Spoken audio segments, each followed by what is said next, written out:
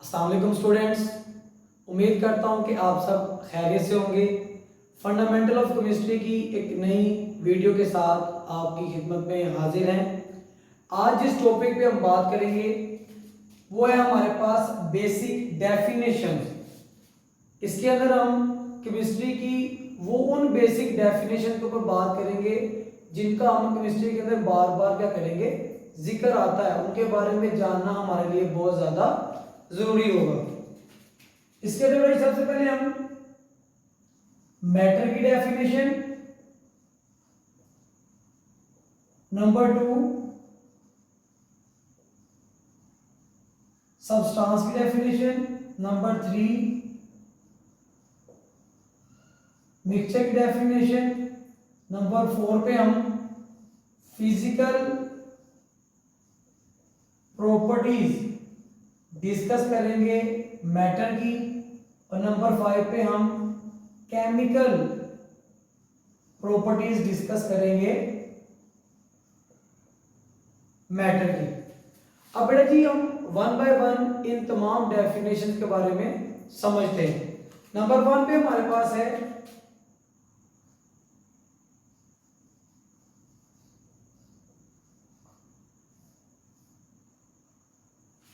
Matter. अगर उर्दू में लिखें तो इसे हम लिखते हैं मादा।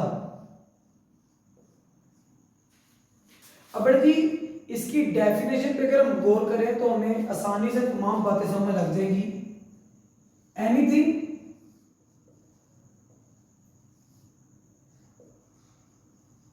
That has mass and occupy space।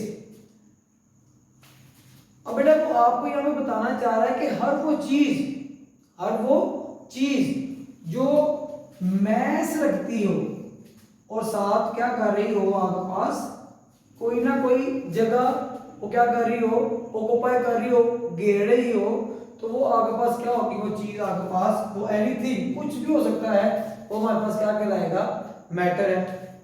जैसे मिसाल के तौर पर ये मेरे पास पेन है, इसका कोई ना कोई मेरे पास क्या होगा, मैस भी है, और ये कोई ना कोई हमारे पास अर्थ के अंदर ये कोई ना कोई खास जगह आपके पास ऑक्यूपाई भी करेगा। जैसे हम इंसान है, हमारा कोई ना कोई मैस होगा, और जब हम कुर्सी पे बैठते हैं तो कुर्सी जितनी हम क्या करते हैं, जगह को कवर करते हैं। अगर हम चारपाई पे लेटे हुए हैं तो हम क्या करेंगे, उस हिसाब से क्या कर लेंगे, जगह को घेर लेंगे।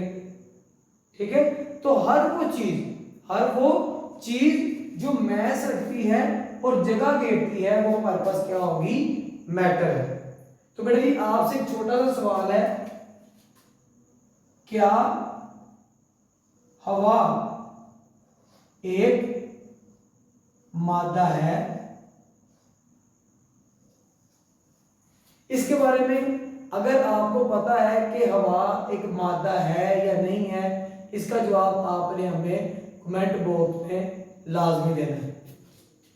ठीक है बेटा जी, आगे बेटा जी हम पढ़ेंगे दूसरी डेफिनेशन जो हमारे पास है, वो है सब्सटेंस,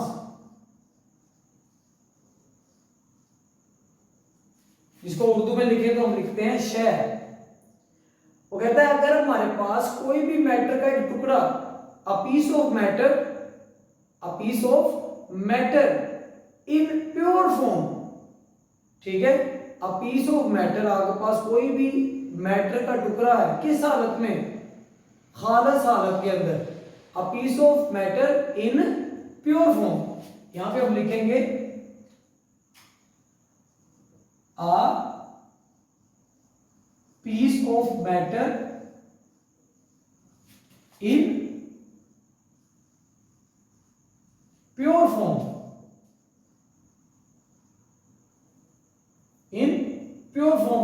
हमारे पास मैटर का कोई भी एक टुकड़ा है, वो किस हालत में हमारे पास, प्योर फॉर्म में, खालस हालत के अंदर मौजूद है, तो उसे हम क्या कहते हैं, सब्सटेंस कहते हैं। अगर हम इसकी एग्जांपल्स की बात करें, जैसे हमारे पास सोडियम हो गया, कॉपर है, हमारे पास AU Ag सिल्वर गोल्ड, ये सारे के सारे हमारे पास क्या हैं, सब्सटेंस है। ठीक है, आपके पास वाटर सब्सटेंस है।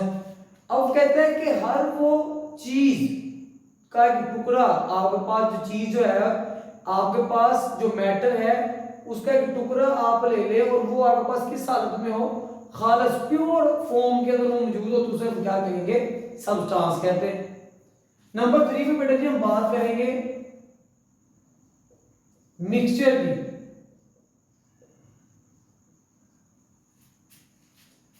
अब कहता है कि अगर हमारे पास मैटर जो है वो किस फॉर्म में है, इम्प्योर फॉर्म में है, ना खालस हालत के अंदर मौजूद है, तो उसे हम क्या कहते हैं, उसे हम कहेंगे मिक्सचर।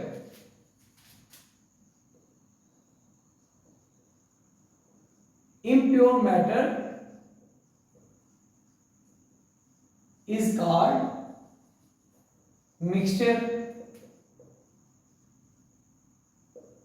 कि अगर हमारे पास कोई भी मैटर जो है, मादा, वो किस हालत में है, इम्प्योर फॉर्म के अंदर, ना खालस हालत के अंदर, ठीक है, प्योर नहीं है, हमने उसको कहते हैं कोई ना कोई इम्प्योरिटी डाल के क्या कर दिया, उसको इम्प्योर कर दिया। मसलन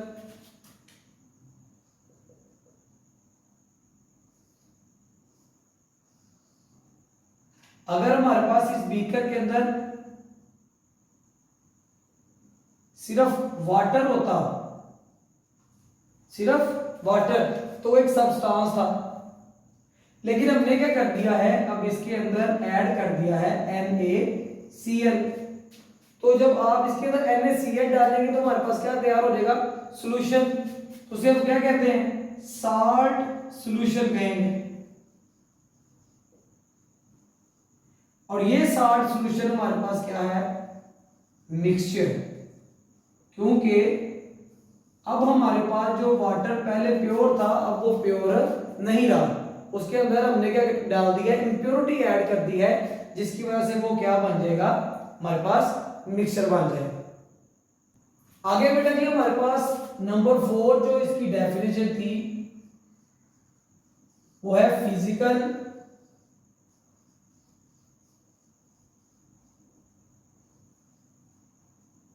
प्रॉपर्टीज। बेटा जी physical properties depends upon state of matter. Physical properties बेटा जी हमारे पास किस पे डिपेंड करती हैं, स्टेट ऑफ मैटर के अंदर। अब हमारे पास जो मादा होता है मैटर, बेटा जी हमारे पास जो मैटर है ये 3 हालतों के अंदर हमारे पास अवेलेबल हो सकता है। या ये हमारे पास सॉलिड फॉर्म के अंदर होगा, या ये हमारे पास लिक्विड फॉर्म के अंदर होगा, और या ये हमारे पास गैस फॉर्म में होगा। अब इसे हम क्या कहते हैं, इसे हम कहते हैं स्टेट ऑफ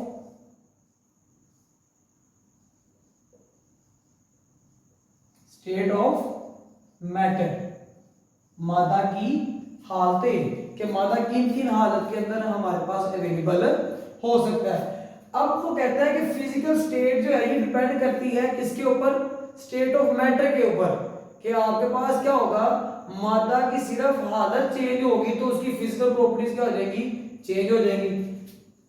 अब वो कहता है ये डिपेंड नहीं करता किसके ऊपर, कंपोजिशन के ऊपर।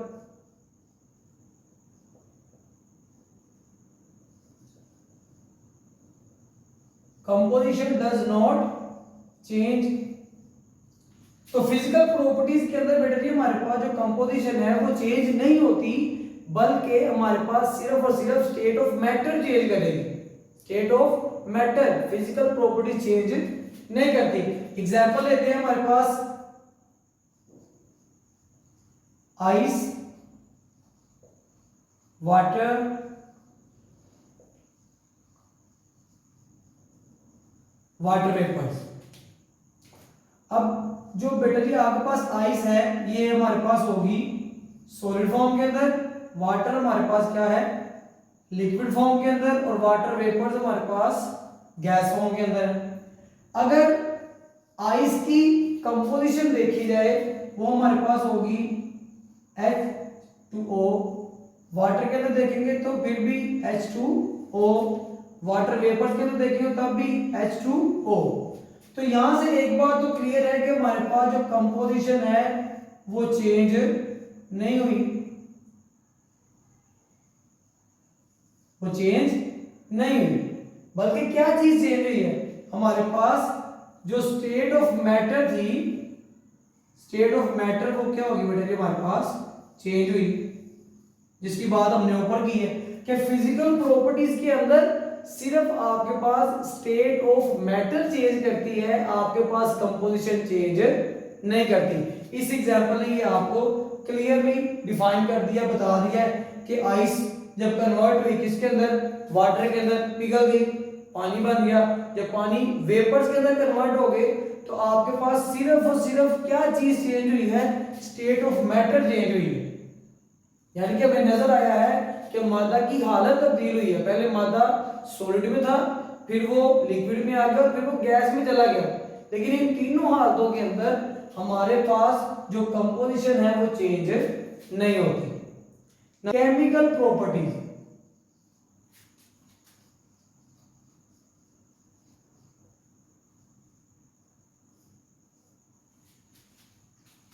केमिकल प्रॉपर्टीज आपके पास डिपेंड करती हैं किसके ऊपर, कंपोजिशन के ऊपर,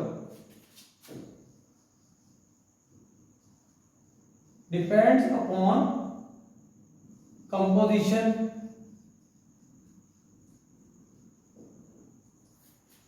केमिकल प्रॉपर्टीज बेटा जी किसके ऊपर डिपेंड करती हैं, कंपोजिशन के ऊपर। यानी कि हमारे पास क्या होगा, रिएक्टेंट ने रिएक्ट किया और रिएक्टेंट के रिएक्ट करने से जो हमारे पास प्रोडक्ट बना, अब जो हमारे पास नई चीज बन रही है उसकी प्रॉपर्टीज जिन दो रिएक्टेंट से या जिन चीजों से मिलकर बना हुआ है उससे क्या होगी, मुख्तलिफ होंगी। क्यों, क्योंकि आपके पास जो प्रोडक्ट आया है उसकी कंपोजिशन अपने पीछे वाले जो रिएक्टेंट है उनकी कंपोजिशन से क्या हो जाएगी, चेंज हो जाएगी। एग्जांपल करते हैं हम यहां पे,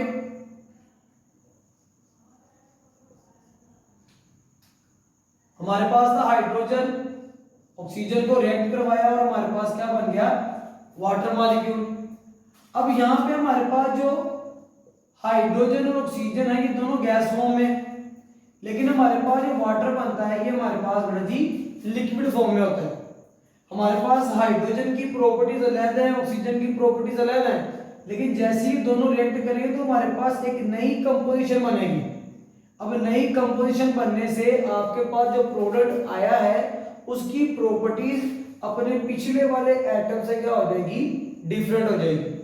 यानी कि फिजिकल जो केमिकल प्रॉपर्टीज है ये कंपोजिशन के ऊपर क्या कर रही हैं, डिपेंड कर रही हैं, क्योंकि कंपोजिशन चेंज हो रही है। जब कंपोजिशन चेंज हो जाएगी तो आपके पास क्या होगा, केमिकल प्रॉपर्टीज भी चेंज हो जाएंगी।